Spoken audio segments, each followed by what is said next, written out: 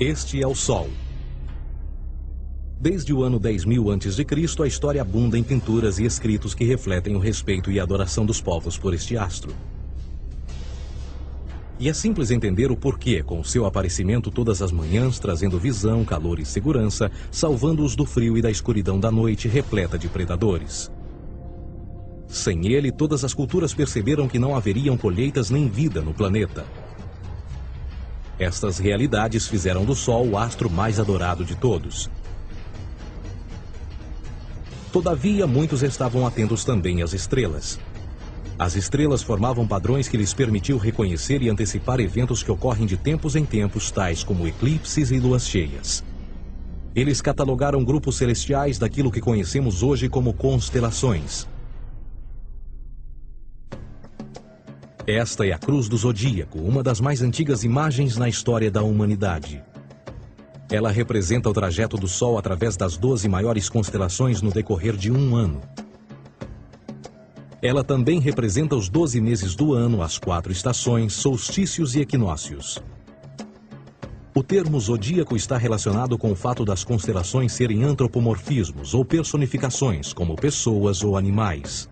Por outras palavras, as primeiras civilizações não só seguiam o Sol e as estrelas, como também as personificavam através de mitos que envolviam seus movimentos e relações. O Sol, com o seu poder de dar vida e de salvar, também foram personificados como se representasse um criador ou um deus. Deus Sol, a luz do mundo, o salvador da humanidade. Igualmente, as 12 constelações representaram lugares de viagem para o Deus Sol e foram nomeados por elementos da natureza que aconteciam nesses períodos de tempo. Por exemplo, Aquários, o portador da água que traz as chuvas da primavera.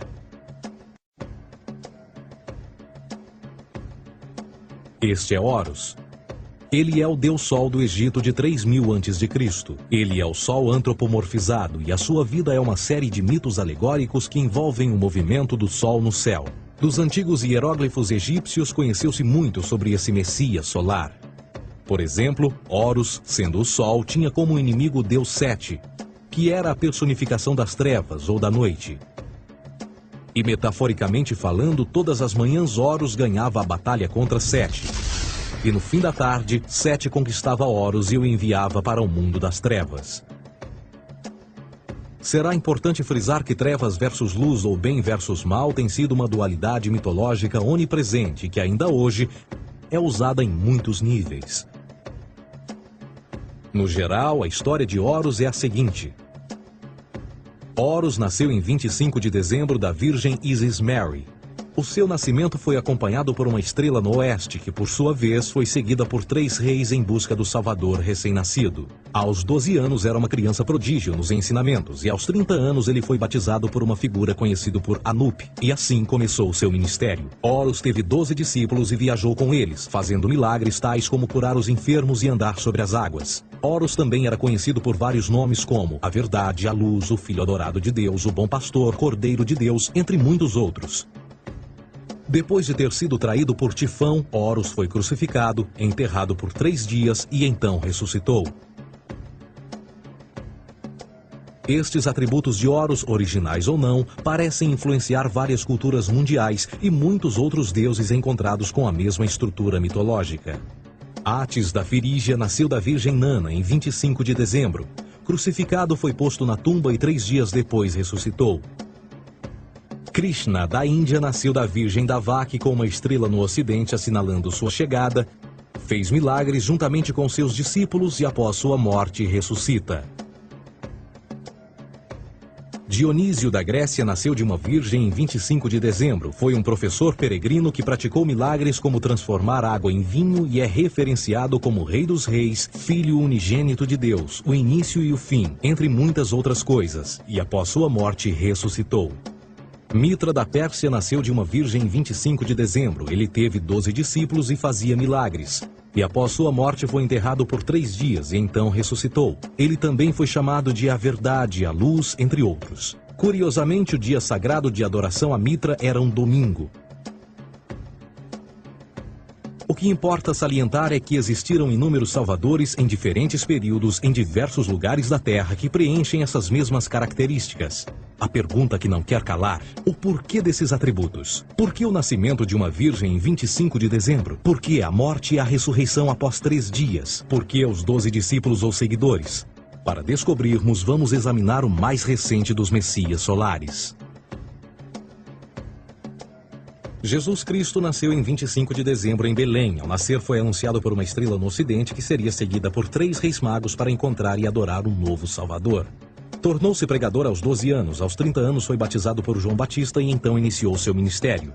Jesus teve 12 discípulos que viajaram com ele praticando milagres como curar doentes, andar sobre a água, ressuscitar mortos. Ele também é conhecido como Rei dos Reis, o Filho de Deus, a luz do mundo, o início e o fim, o Cordeiro de Deus, entre muitos outros. Depois de ter sido traído por seu discípulo Judas por 30 moedas de prata, ele foi crucificado, posto em uma tumba e após 3 dias ele ressuscitou e ascendeu aos céus. Em primeiro lugar, a sequência do nascimento é completamente astrológica. A estrela no ocidente é Sírius, a mais brilhante do céu noturno, que a cada 24 de dezembro se alinha com outras 3 estrelas brilhantes no cinturão de Órion.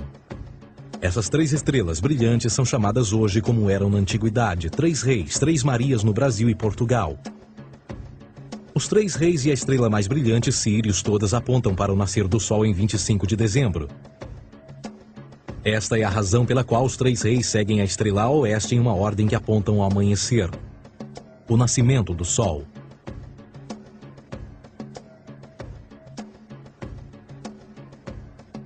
A Virgem Maria é a constelação de Virgo, também conhecida como Virgo, a Virgem. Virgo em latim significa virgem. Virgo também é conhecida como a casa do pão. E a representação de Virgo é uma virgem segurando um feixe de espigas de trigo. Esta casa do pão e o seu símbolo das espigas de trigo representa agosto e setembro, a época das colheitas. Por sua vez, Belém é a tradução ao pé da letra de a casa do pão. Belém também é a referência à constelação de Virgem, um lugar no céu, não na terra. Existe outro fenômeno muito interessante que ocorre em 25 de dezembro, é o solstício de inverno. Do solstício de verão ao solstício de inverno, os dias se tornam mais curtos e frios. Da perspectiva de quem está no hemisfério norte, o Sol parece se mover para o sul, ficar menor e mais fraco. O encurtamento dos dias e o fim das colheitas conforme se aproxima o solstício de inverno, simbolizando o processo de morte. Era a morte do Sol. Pelo 22º dia de dezembro, o falecimento estava completamente realizado e faz com que atinja seu ponto mais baixo no céu. Aqui algo curioso acontece. O Sol para de se mover por 3 dias. Durante estes 3 dias, o Sol fica pelas redondezas da constelação do Cruzeiro do Sul, ou Alfa Crucis. Depois desse período, em 25 de dezembro, o Sol se move 1 grau, dessa vez para o norte, trazendo perspectiva de dias maiores, mais calor e a primavera. E assim se diz: o Sol morreu na cruz, ficou morto por 3 dias, apenas para ressuscitar ou nascer mais uma vez. Esta é a razão pela qual Jesus e muitos outros deuses solares compartilham da ideia de crucificação, morte por 3 dias e o conceito da ressurreição. É o período de transição do Sol antes de mudar para a direção contrária no hemisfério norte, trazendo a primavera e assim a salvação. Todavia, eles não celebram a ressurreição do Sol até o equinócio da primavera, ou Páscoa. Isto é porque no equinócio da primavera o Sol domina oficialmente o mal, as trevas, assim como o período diurno se torna maior que o noturno. E o revitalizar da vida na primavera emerge. Agora, provavelmente, a analogia mais óbvia de todas neste simbolismo astrológico são os 12 discípulos de Jesus. Eles são simplesmente as 12 constelações do zodíaco com que Jesus, sendo o Sol, viaja. De fato, o número 12 está sempre presente ao longo da Bíblia.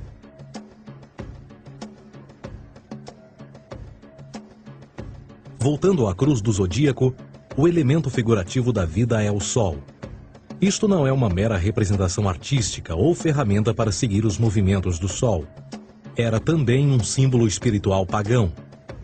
Uma logografia similar a isto. Isto não é um símbolo do cristianismo. É uma adaptação pagã da cruz do zodíaco.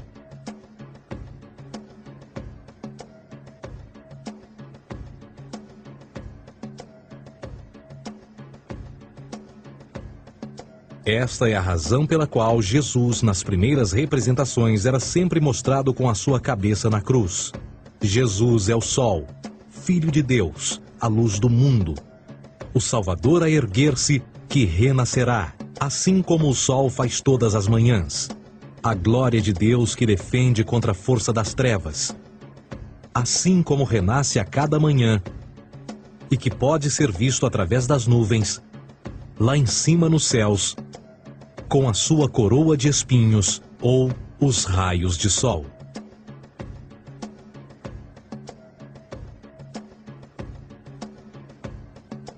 Agora, nas muitas referências astrológicas ou astronômicas na Bíblia, uma das mais importantes tem a ver com o conceito de eras. Através das Escrituras há inúmeras referências a essa era. Para compreender isto, precisamos primeiro estar familiarizados com o fenômeno da precessão dos equinócios. Os antigos egípcios, assim como outras culturas antes deles, reconheceram que aproximadamente de 2150 em 2150 anos, o nascer do Sol durante o equinócio de primavera ocorria num diferente signo do zodíaco. Isto tem a ver com a lenta oscilação angular que a Terra tem quando roda sobre o seu eixo. É chamado de precessão porque as constelações vão para trás, em vez de permanecerem no seu ciclo anual normal. O tempo que demora cada precessão através dos 12 signos é de 25.765 anos. Este ciclo completo é chamado também de Grande Ano, e algumas civilizações ancestrais sabiam disso. Referiam-se a cada ciclo 2.150 anos como Era. De 4.300 a.C. a 2.150 a.C. foi a Era de Touro. De 2.150 a.C. a 1 d.C. foi a Era de Áries. E de 1 d.C. a 2.150 d.C. é a Era de Peixes, a era que permanecemos nos dias de hoje. E por volta de 2150 entraremos na nova era, a Era de Aquários. Agora, a Bíblia refere-se por alto ao movimento simbólico durante 3 eras, quando se vislumbra já é uma quarta. No Velho Testamento, quando Moisés desce o Monte Sinai com os 10 mandamentos, ele está perturbado ao ver sua gente adorar um bezerro dourado. De fato, ele até partiu as pedras dos 10 mandamentos e disse a todos para se matarem uns aos outros para purgarem o mal. A maior parte dos estudiosos da Bíblia atribuem esta ira de Moisés ao fato de os israelitas estarem adorando a um falso ídolo ou algo semelhante. A realidade é que o bezerro dourado é o Taurus, touro. E Moisés representa a nova era de Áries. Esta é a razão pela qual os judeus ainda hoje assopram com o chifre do carneiro. Moisés representa a nova era de Áries. E perante esta, todos têm de largar a velha.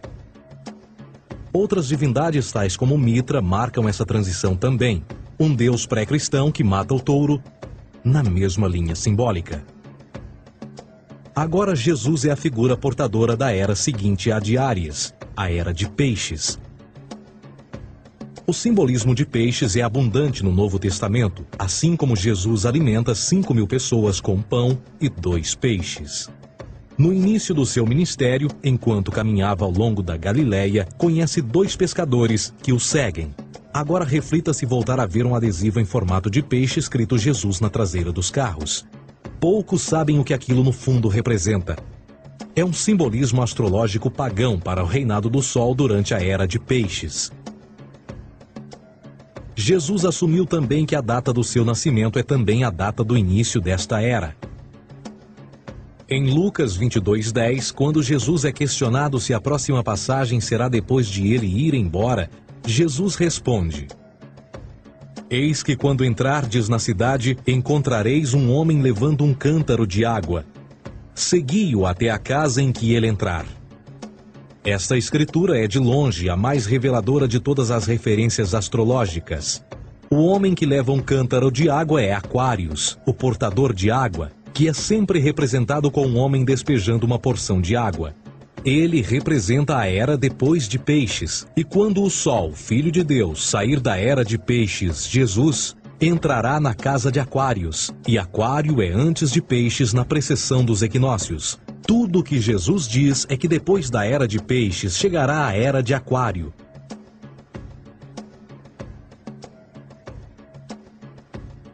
Agora todos já ouvimos falar sobre o fim do mundo.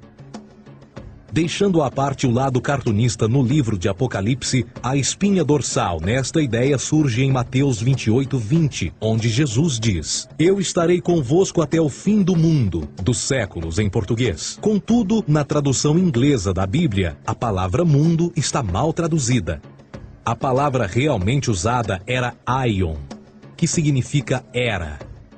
Eu estarei convosco até o fim da era, o que no fundo é verdade. Jesus, como personificação solar de peixes, irá acabar quando o Sol entrar na era de Aquário.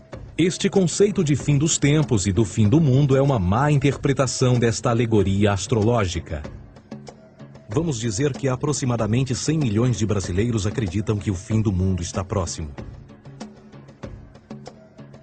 Além disso, o personagem de Jesus, literalmente e astrologicamente um híbrido, só demonstra o quão plágio do deus Sol Horus do Egito, Jesus é.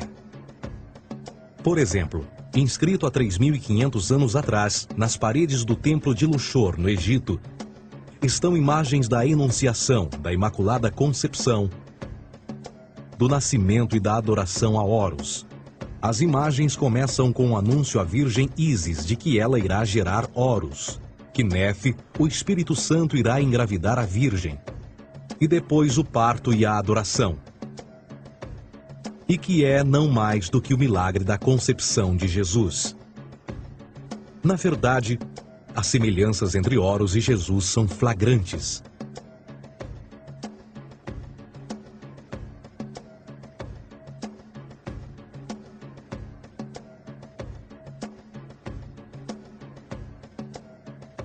E o plágio continua. A história de Noé e da sua arca é tirada diretamente das tradições. O conceito de dilúvio é presente em todas as antigas civilizações, em mais de 200 diferentes citações em diferentes períodos e tempos. Contudo, não será preciso ir muito além da fonte pré-cristã para encontrar a epopeia de Gilgamesh, escrita em 2600 a.C. Esta história fala sobre grandes inundações ordenadas por Deus, uma arca com animais salvos e até mesmo o libertário retornar da pomba, entram em concordância com a história bíblica, entre muitas outras semelhanças. E depois há a história plagiada de Moisés. Sobre o nascimento de Moisés, disse que ele foi colocado numa cesta de cana e lançado ao rio para evitar um infanticídio. Ele foi mais tarde salvo pela filha de um rei e criado por ela como um príncipe. Esta história do bebê numa cesta foi retirada do mito de Sargão de Acade por volta de 2250 a.C. Depois de nascer, Sargão foi posto numa cesta de rede para evitar um infanticídio e lançado ao rio. Foi depois salvo e criado por Aqui, uma esposa da realeza Acádia. Além disso, Moisés é conhecido como legislador, portador dos 10 mandamentos e da lei mosaica. Contudo, a ideia de a lei ser passada de um deus para um profeta numa montanha é também antiga. Moisés é somente um legislador numa longa linha de legisladores na história mitológica. Na Índia, Manou foi o grande legislador. Na ilha de Creta, Minos ascendeu ao monte Ida, onde Zeus lhe deu as leis sagradas. Enquanto que no Egito, Moisés tinha nas suas pedras tudo o que Deus lhe disse. E no que diz respeito a estes 10 mandamentos, foram retiradas a papel químico do feitiço 125 do Livro dos Mortos do Antigo Egito. O que é que o Livro dos Mortos dizia? Eu nunca roubei, tornou-se tu nunca roubarás. Eu nunca matei, tornou-se nunca matarás. Eu nunca menti, tornou-se nunca levantarás falsos testemunhos. E por aí adiante. A religião egípcia é, no fundo, a base fundamental para a teologia judaico-cristã. Batismo, vida após a morte, julgamento final, imaculada concepção, ressurreição, crucificação, a arca da aliança, circuncisão, salvadores, comunhão sagrada, dilúvio, Páscoa, Natal, a passagem e muitas outras coisas e atributos são ideias egípcias, nascidas muito antes do cristianismo ou judaísmo. Justin Martyr, um dos primeiros historiadores e defensores cristãos, escreveu: quando nós, cristãos, dizemos que Jesus Cristo, nosso Mestre, foi produzido sem união sexual, morreu e ressuscitou e ascendeu aos céus, nós não propomos nada de muito diferente do que aqueles que propõem e acreditam tal como nós, nos filhos de Júpiter. Numa escrita diferente, Justin Martyr diz: ele nasceu de uma virgem. Aceite isto em comum com o que você acredita dos Perseus. É óbvio que Justin e outros cristãos cedo souberam como o cristianismo era semelhante a outras religiões pagãs. Contudo, Justin tinha uma solução. Para além de tudo o que sabemos, o diabo era em quem mandava. O diabo teve a ambição de chegar primeiro que o Cristo e criou essas características para o mundo pagão. Fundamentalist Christianity, fascinating. These people actually believe the world is 12,000 years old. Swear to God. I actually asked one of these guys, okay, dinosaur fossils. He says, dinosaur fossils? God put those here to test our faith.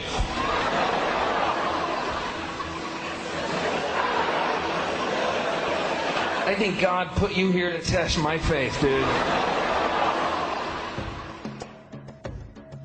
A Bíblia não é nada mais do que um híbrido literário astroteológico, tal como todos os mitos religiosos que os antecederam. De fato, o aspecto da transferência de atributos e umas personagens para as outras é facilmente reconhecida no próprio livro em si. No Antigo Testamento há a história de José.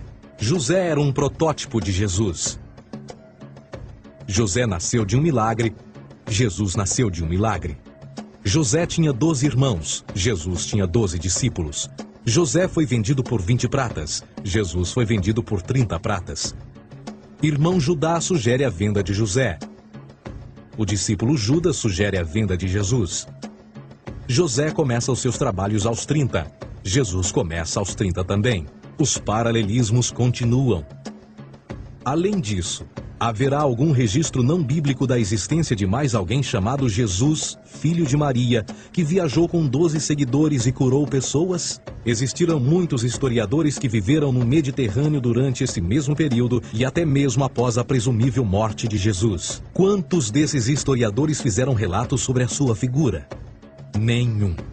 Porém, para sermos justos, não significa que os defensores da existência de Jesus nunca tenham reclamado o contrário. São particularmente 4 referidos como pioneiros sobre a teoria da existência de Jesus: Plínio o Jovem, Suetônio e Tácito. Cada uma das suas máximas consiste apenas em algumas frases em que, na melhor das hipóteses, se refere a Christus ou Cristo, e que na realidade não é um nome, mas sim uma titulação. A 4ª fonte é Joséfo, cujos documentos ficou provado terem sido falsificados séculos atrás e, para infortúnio da humanidade, por muitos ainda visto como verdadeiros. Poderá alguém ter se aproveitado das ideias renascer dos mortos, a ascensão ao reino dos céus e a prática de milagres e que a partir daí tenha começado a surgir nos registros históricos? Não, porque uma vez pesadas as evidências, há grandes probabilidades da figura conhecida como Jesus nunca sequer ter existido.